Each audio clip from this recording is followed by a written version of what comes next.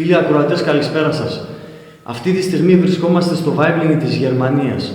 Έχω δίπλα μου τον Γιώργο Τιλκερίδη, λιράρης, ο ίδιος που ονομάζομαι Παύλος Ιτζές. Το συγκεκριμένο βίντεο θα θέλαμε να το αφιερώσουμε στο ράδιο Τραπεζούντα Βοστόνης. Φίλε Γιάννη, σε ευχαριστούμε πολύ. Ό,τι καλύτερο για την προσπάθειά σου και να είσαι καλά.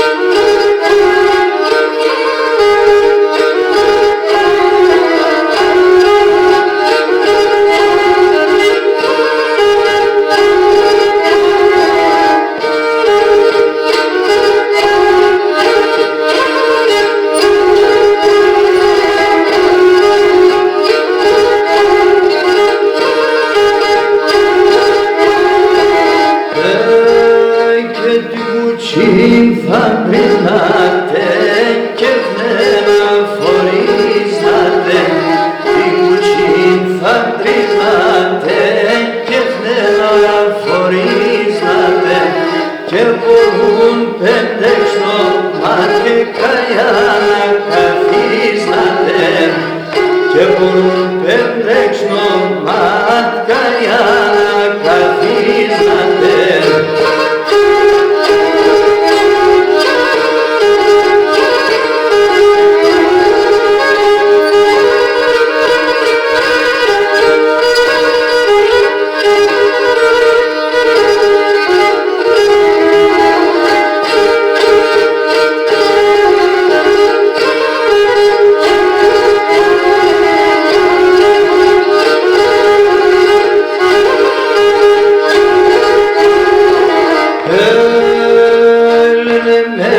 Ξαλένε με πάρα στην έμορφον, λένε με ξαλένε με πάρα στην έμορφον.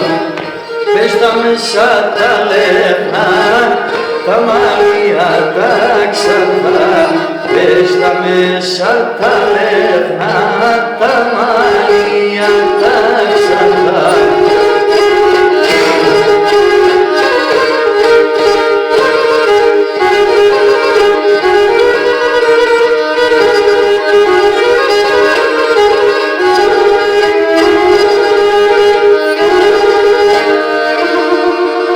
Ευχαριστούμε πολύ, να είστε καλά.